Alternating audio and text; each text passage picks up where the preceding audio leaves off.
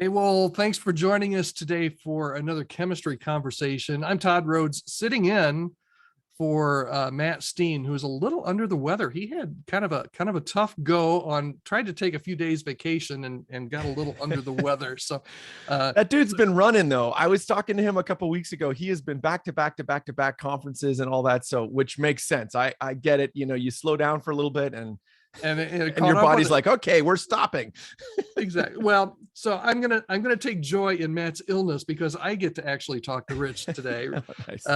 Everybody, Rich Birch is joining us. Rich is one of our favorite people. Great friend at chemistry staffing. One of the reasons that we really like Rich is that I think, like us, he's always kind of looking at what's next, really passionate about multiplying impact at the local church level. And so we just want to pick your brain a little bit today, Rich, about Christmas. So we're days away from Christmas, Yep. According to when you're watching this, a few days to a few weeks away from Christmas. A lot of churches have been planning for Christmas, for months now. Other churches have not. And my hunch is that there's probably more this year that have not done as much planning for Christmas as they normally would, just because this has just been a crazy season for ministry. So let's just start here. I mean, so a few weeks out, what should churches give us some ideas as far as what churches should really be doing right now? If you had, let's say, 20 days left before your Christmas weekend, I mean, what are some big hills that you would climb? What are some things you would do, advice you would give to church leaders? Totally. Well, I think there's two things that are going on. I think oftentimes we, as we're planning our Christmas Eve services or Christmas services, we think a lot about what's actually happening in them. So, for the preachers who are listening in, I know you're thinking, gosh, how do I preach this message again? Like, how do I it's like the worst time to preach, because it's like the worst and the best time. Obviously, it's the best time because we get to declare the birth of Jesus. That's incredible. But it's also like the worst time for a communicator because everyone knows the punchline. Jesus was born. And so that's hard. And so we spend a lot of time thinking about that. And then, we spend a lot of time thinking about the music. A lot of churches might do some extra stuff. And we spend a lot of time actually in the actual services themselves. And although I think that's important, we need to do that. What I want to do is to challenge leaders to be thinking about how are we talking about our Christmas services so that we can maximize the invite opportunity. This is a critically important time.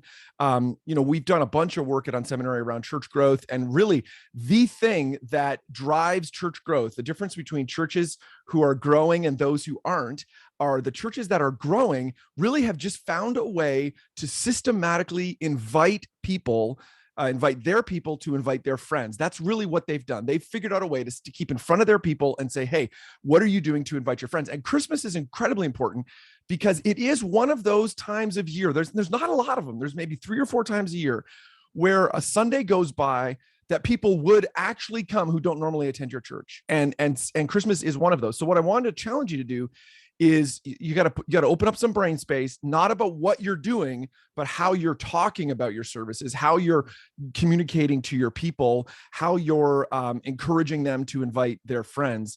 And I've got a couple ideas, if that's okay on that, Todd. Do you want me to jump in on that? Awesome. That'd be awesome. So the two things are this. The first is, please, please, please. And this is like a small thing, but it's so important. I see churches flub this, and it's like, everybody can do this. This is like 101, but you'll get results off just this little thing. Don't talk about your Christmas Eve services. Whenever you talk about them, don't just describe what's happening. Always couch it in terms of, we're doing this service for you and your friends. We're doing this service for you and your family. Please invite your friends and family to our special Christmas Eve services. Make sure that every time you talk about it, you're injecting to people how the reason why you're doing this is not for them, but for other people. You'd be amazed how many times people forget that. They forget, oh yeah, right. This is like an important time of year for us to invite our friends. And so don't just get up and say, and I realize everyone's Christmas is going to look different. Don't get up and say, like, maybe you've got the singing Christmas tree, the living Christmas tree, do some big thing, or you just do like a candlelight service on Christmas Eve, some like, smaller, quieter thing, but you should still be articulating that in the context of we're doing these things to invite our friends. So literally every time we talk about it, we need to come back to that again. We're doing this not for you, but for, your friends. The second thing I would say, so that's like an easy thing. You can just insert that into your language every time. Just a bit like of when you intentionality. Right? Just a little bit of intentionality, every handout that you give, every announcement, make sure that we're repeating the phraseology again. We're doing this for you and your friends, however that sounds best in your culture. Invite your friends and families to join us for a special Christmas, blah, blah, blah, whatever that is. The other piece, which if you've got a little bit of time, so if we're still like maybe 20 days out, what I would encourage you to do is we all can think of maybe half a dozen people in our church who are the people who invite their friends all the time. You know those people at your church, Todd, that you're like, they're always inviting. What I would encourage you to do, leader, pastor today, is to call, text, phone those people today and ask them a really simple question. And this question will actually open up, might give you a bit of a view on your church that can help how you communicate about Christmas. So you call these people up. Let's say if I was you, I was calling Todd and I said, hey, Todd, you're just such a great leader. And, I've noticed that over the years, you've invited friends to come to your church. I'm wondering, I'm kind of talking to some people asking this question. What do you say when you invite friends to our church? And they'll be like, what do you mean? No, I want to know, like, what are the actual words you use? Can you kind of repeat to me what you say to people? Because I'd love to know how you talk about our church. Now, if you do that with half a dozen people, if you do that with a dozen people, what you'll start to, and write it all down, kind of write down exactly what they see. And what you'll see over half a dozen or a dozen conversations with your own people is you'll get a clear picture of what's important to your people when they invite their friends. So they might say, whenever I invite friends, I say something like, you should come to our church this weekend. The message is so good, man. It's just so fantastic. Or you might hear people say, you should come to my church. The music's great. Or, you should come to my church. Our kids ministry is amazing. You'll see common trends. Now, why is that important? When you're then crafting your communication about Christmas Eve this year, use the language that you hear repeated time and again. So you might be really excited about your message. You might be fired up about this incredible thing. But if you talk to 6 people and they say, hey, you should come, what they're saying to their friends is, you should come to our Christmas Eve because the candle lighting moment is just such an important time for my family. It's just so beautiful. I love that time where we're all standing there with the candles. Then friends, I got something to tell you. That's what you need to be saying. Don't go out and say, hey, you should invite your friends to Christmas Eve this year because of a great message. That's not what people are saying about your church. What they're talking about is the candle lighting part of your service. So listen to actually what people are doing, what they're saying to their friends, and then use that language as you talk about it. Again, you need a little bit more time. That's actually a good practice in general. When you bump into someone who says throughout the year, someone says like, oh, I invited my friend Todd to come to church, the next question out of my mouth is, oh, that's amazing. Wow, that's reinforcing good behavior. Yeah, that's amazing. Mm-hmm. Can you actually just tell me what you said to them? I want to learn from you. What did you say to them? How did that invite go?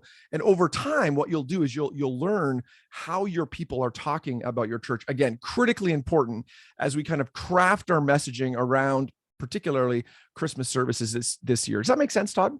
Yeah, no, that makes total sense. The thing that stood out to me, I keep going, I mentioned the word intentionality, but I think that's huge. As church leaders, I mean, we're comfortable, and by comfortable, I mean, we're pretty good at crafting services, right? Yes. I mean, we can almost craft a service in our sleep.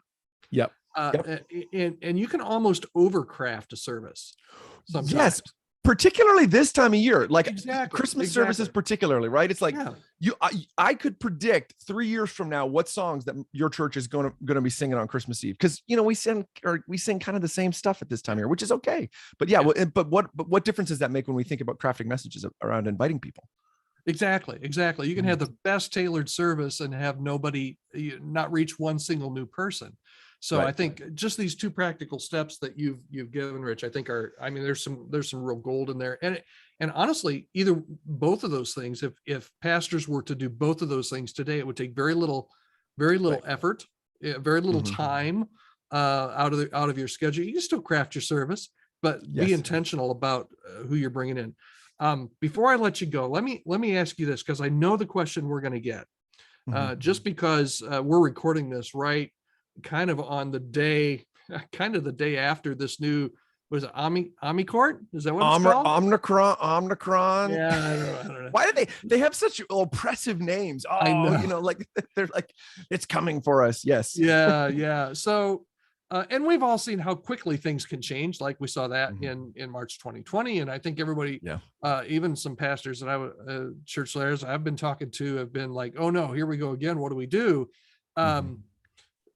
I know a lot of people are going to be asking, "Okay, so what should we expect?" And I don't think anybody knows what we should expect. No. Yeah. But here's the question I want to ask you: is most churches right now, it's all over the spectrum, but most churches 70% back, maybe attendance wise. As you craft what you're doing for Christmas, should you focus on trying to get those 30% back? Should you focus on trying to get brand new people? Should you try to do both? And then second part of that question is, what in the world should you do online? I mean, should you continue to pour some additional resources into what you're crafting for an online experience this Christmas season? Thoughts on that? Yeah, great question. So I had a mentor early on in ministry, and I come back to this all the time, who said, Rich, a part of what we have to do as a leader is count the yes votes. What did he mean by that? You've got to double down on those people, in this case, those people that are with us. So listen, I know, and this is the same in my church, it's the same in your church, there are people that were with us in March 2020 that are not with us anymore. And there's a part of me that, as a pastor, as someone who loves people, that breaks my heart. I'm like, that's too bad, right?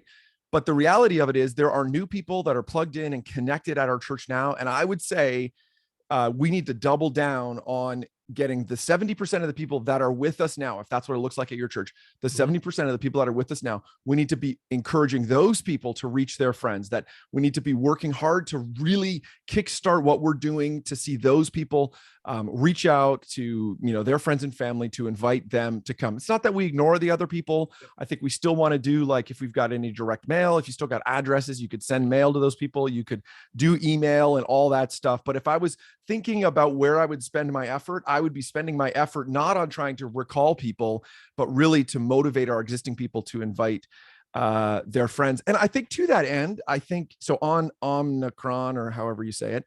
So if you look at the track record in the past, when Delta came in, it was 90 to 120 days, depending on where it was in the country, before it really had its major impact on communities. So what I don't want you to do, dear church leaders that are listening in, please don't scale back your Christmas Eve services because of this at this point. We need to. The mission, demands us to continue to run towards this opportunity. I don't want you to lose this opportunity, but I don't want you to get freaked out at this moment. Now, should you, do we want to open up a small part of your brain where we think about, we may see a rise in cases in our community? Yeah, that's probably not a bad idea. We may need to go back to communicating some of that stuff around, hey, if you, depending on what it looks like in your part of the country, we may need to be thinking about those things, but don't scale back at this point. And that's not me I don't think that's being irresponsible. That is just exactly what's happened with these variants. It's been, between 90 and 120 days from when they first arrived to when it seems to have its biggest impact. So we're really looking more to, like, February is more when it'll have its biggest impact. So Super Bowl Sunday is going to be a problem, it might be a problem for our churches. And then I think on the online piece, I think that's a great question.